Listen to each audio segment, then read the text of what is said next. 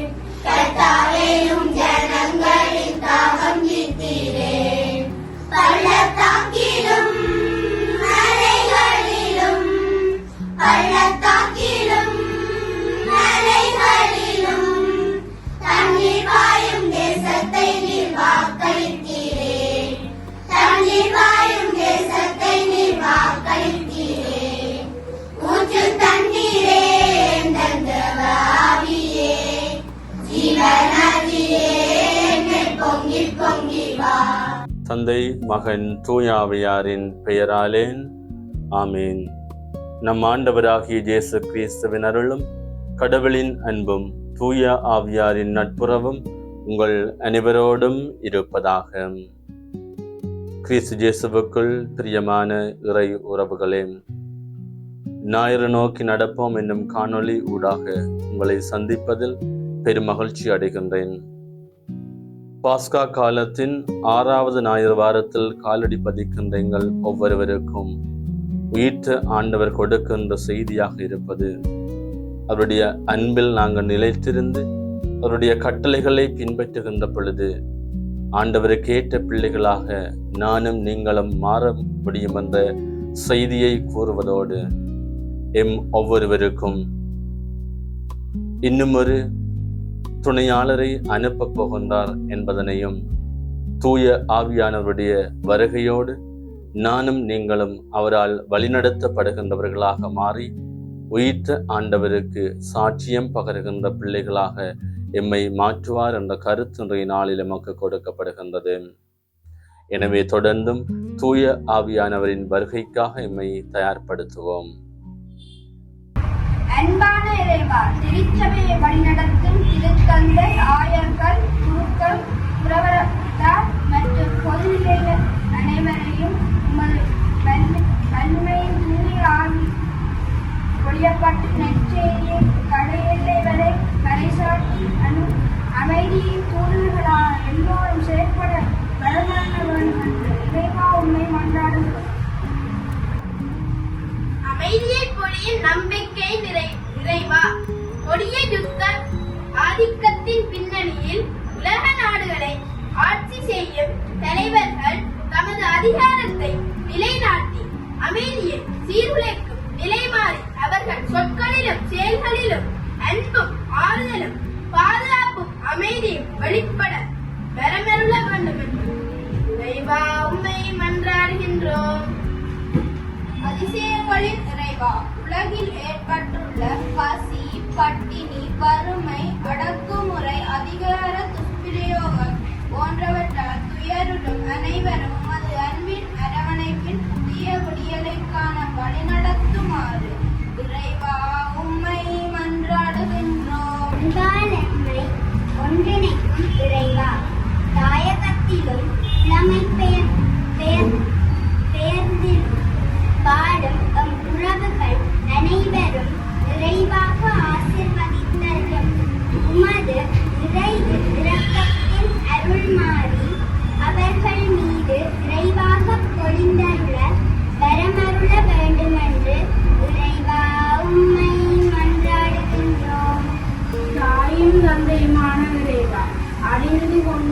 நடக்கும் இவ்வுலகை காப்பாற்ற அனுதினமும் ஜெபமாலை சொல்லியிருக்கிறது எனப்படும் தேவ அன்னையின் அழைப்பின் குரல் இவ்வுலகத்தில் கடை எல்லைகளில் ஒழிக்கப்பட வேண்டும்.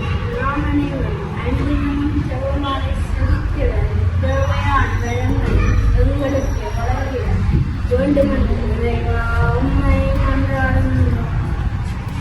உங்களை திக்கற்றவர்களாக விடமாட்டேன் என்ற பரலோக தந்தையே, நமது குடும்பங்களில் இறந்தவர்களது ஆன்மாக்களும் எவராலும் நினைவு கூறப்படாத ஆன்மாக்களும் உமது பேரின்ப வீட்டில் நித்திய இளைப்பாற்றியை கட்டளையிட்ட இறைவா உம்மை மன்றாடுகிறோம். இவற்றையெல்லாம் எங்கள் ஆண்டவராகிய கிறிஸ்து வழியாக உம்மை மன்றாடுகின்றோம். ஆமென்.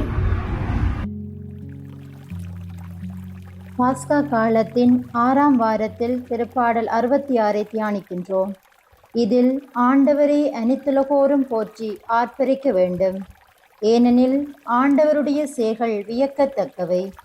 ஏனென்றால் கடலை உலர்ந்த தரையாக்கி வலிமையால் அரசாள்கின்றார். எனவே நாங்களும் அவரது மக்களாக வாழ இந்த திருப்பாடலில் பங்கெடுப்போம். உங்கள் பதிலாக அனைத்துலகோரே கடவுளை போற்றி ஆர்ப்பரியுங்கள். அனைத்துலகோரே கடவுளை போற்றி ஆர்ப்பரியுங்கள். அனைத்துலகோரே கடவுளை போற்றி ஆர்ப்பரியுங்கள். அனைத்துலகோரே கடவுளை போற்றி ஆர்ப்பரியுங்கள். அவரது பெயரின் மாட்சியை புகழ்ந்து பாடுங்கள். அவரது புகழை மேன்மைப்படுத்துங்கள். கடவுளை நோக்கியும் செயல்கள் எவ்வளவு அஞ்சத்தக்கவை என்று சொல்லுங்கள். அனைத்துலகோரே கடவுளை போற்றி ஆர்ப்பரியுங்கள். அனைத்துலகோர் உம்மை பணிந்திடுவர். அவர்களும் புகழை பாடிடுவர். உம்பேரை புகழ்ந்து பாடுவர் என்று சொல்லுங்கள். வாரீர், கடவுளின் செயல்களை பாரீர். அவர் மானிடரிடையே ஆற்றி வரும் செயல்கள் அஞ்சுதற்குரியவை. அனைத்துலகோரே கடவுளை போற்றி ஆர்ப்பரியுங்கள். கடலை உலர்ந்த தரையாக அவர் மாற்றினார். ஆற்றை அவர்கள் நடந்து கடந்தார்கள். ஆங்கே அவரில் நாம் அகமகிழ்ந்தோம். அவர் தமது வலிமையால் என்றென்றும் அரசாள்கின்றார். அனைத்துலகோரே கடவுளை போற்றி ஆர்ப்பரியுங்கள். கடவுளுக்கு அஞ்சி நடப்போரே அனைவரும் வாரீர். கேளீர், அவர் எனக்கு செய்ததனை எடுத்துரைப்பேன். என் மன்றாட்டை புறக்கணியாத கடவுள் போற்றி. தம் பேரன்பை என்னிடமிருந்து நீக்காத இறைவன் போற்றி. அனைத்துலகோரே கடவுளை போற்றி ஆர்ப்பரியுங்கள். அனைத்துலகோரே கடவுளை போற்றி ஆர்ப்பரியுங்கள். தூய யோவான் எழுதிய நற்செய்தியிலிருந்து வாசகம். அதிகாரம் 14, திருவசனங்கள் 15 தொடக்கம் 25 வரை. அக்காலத்தில் இயேசு தம் சீடரை நோக்கி கூறியது: நீங்கள் என் மீது அன்பு கொண்டிருந்தால் என் கட்டளைகளை கடைப்பிடிப்பீர்கள். உங்களோடு என்றும் இருக்கும்படி மற்றொரு துணையாளரை உங்களுக்கு தருமாறு நான் தந்தையிடம் கேட்பேன். தந்தை அவரை உங்களுக்கு அருள்வார். அவரே உண்மையை வெளிப்படுத்தும் தூய ஆவியார். உலகம் அவரை ஏற்றுக்கொள்ள இயலாது, ஏனெனில் அது அவரை காண்பதும் இல்லை, அறிவதும் இல்லை. நீங்கள் அவரை அறிந்திருக்கிறீர்கள், ஏனெனில் அவர் உங்களோடு தங்கியிருக்கிறார், உங்களுக்குள்ளும் இருக்கிறார். நான் உங்களை திக்கற்றவர்களாக விடமாட்டேன், உங்களிடம் திரும்பி வருவேன். இன்னும் சிறிது காலத்தில் உலகம் என்னை காணாது, ஆனால் நீங்கள் என்னை காண்பீர்கள். ஏனெனில் நான் வாழ்கிறேன், நீங்களும் வாழ்வீர்கள். நான் தந்தையுள்ளும் நீங்கள் என்னுள்ளும் நான் உங்களுள்ளும் இருப்பதை அந்நாளில் நீங்கள் அறிந்து கொள்வீர்கள். என் கட்டளைகளை ஏற்று கடைபிடிப்பவர் என் மீது அன்பு கொண்டுள்ளார். என் மீது அன்பு கொள்பவர் மீது தந்தையும் அன்பு கொள்வார். நானும் அவர் மீது அன்பு கொண்டு அவருக்கு என்னை வெளிப்படுத்துவேன். இது கிறிஸ்து வழங்கும் நற்செய்தி. கிறிஸ்துவே உமக்கு புகழ்.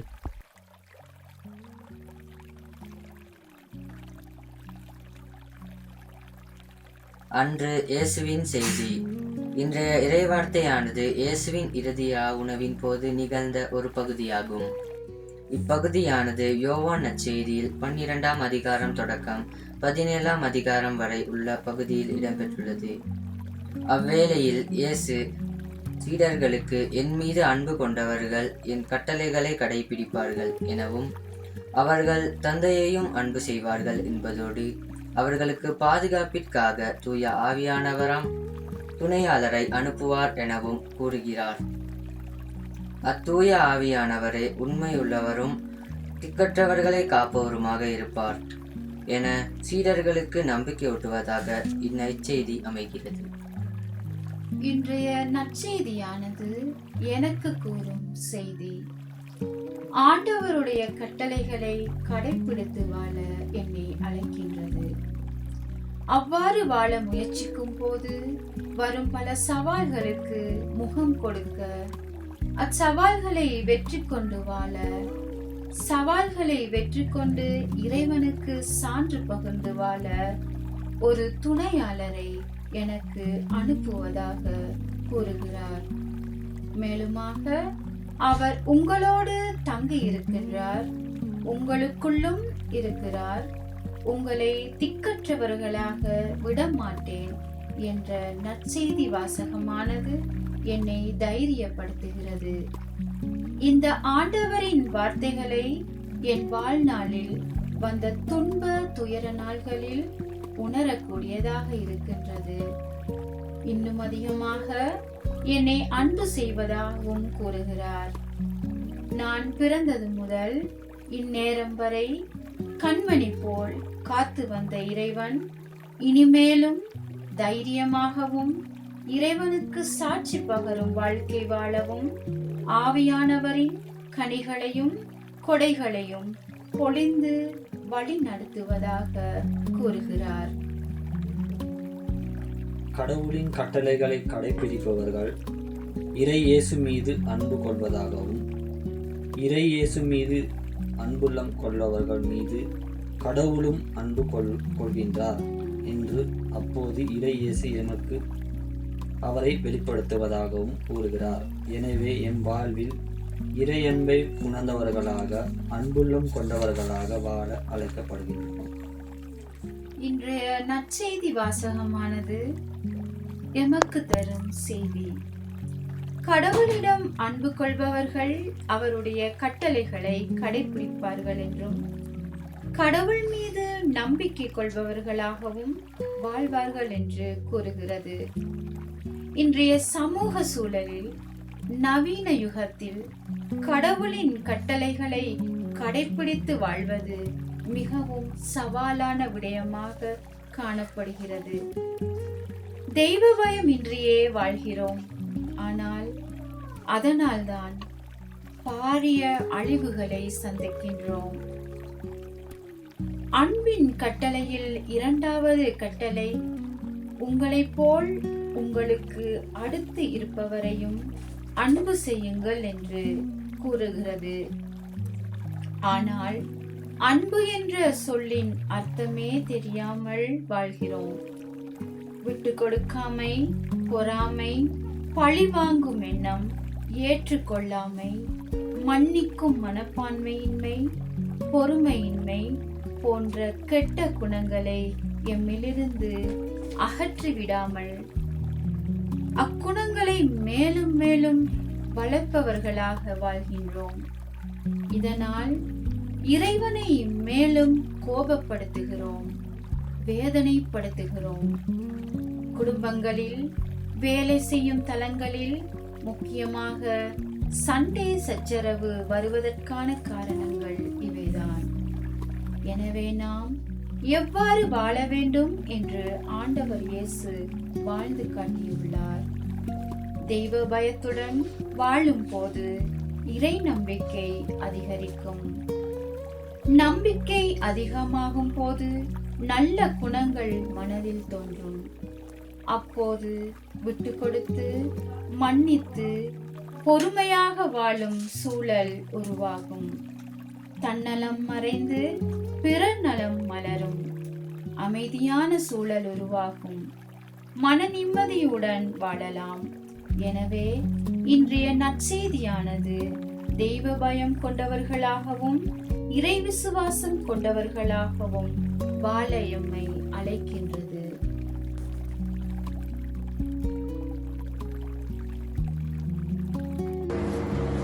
ஊற்றும் உயிருமான இறைவா, உம்மீது என்றும் அன்பும் கீழ்ப்படியுமுள்ள பிள்ளைகளாய் நாம் வாழவும், எம்மை நாம் அறிந்து கொள்வது போல உம்மை அறிந்து உம்மில் நாம் என்றும் தங்கி வாழ வரம் தாரும்.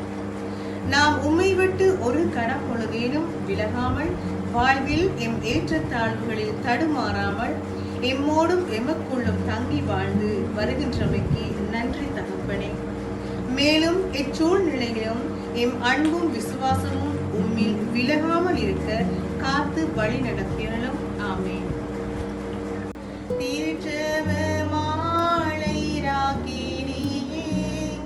சிறந்த நல் ரோஜா பூவே, எங்களில் ஆசி பெற மன்றாடுவே. எங்கள் தாயே, செல்வத்தாயே, மன்றாடுவே. திருச்செவ மாலை ராக்கினியே, சிறந்த நல் ரோஜா பூவே, எங்களில் ஆசி பெற மன்றாடுவே. எங்கள் தாயே, செல்வத்தாயே, மன்றாடுவே. திருச்செவ மாலை ராக்கினியே, சிறந்த நல் ரோஜா பூவே, எங்களில் ஆசி பெற மன்றாடுவே. எங்கள் தாயே, செல்வத்தாயே, மன்றாடுவே. ஆண்டவர் உங்களோடு இருப்பாராக, உம் ஆன்மாவோடும் இருப்பாராக. எல்லாம் வல்ல இறைவன் தந்தை, மகன், தூய ஆவியார் உங்களையும் உங்கள் குடும்பங்களையும் என்றும் பாதுகாத்து வழிநடத்துவாராக. ஆமேன்.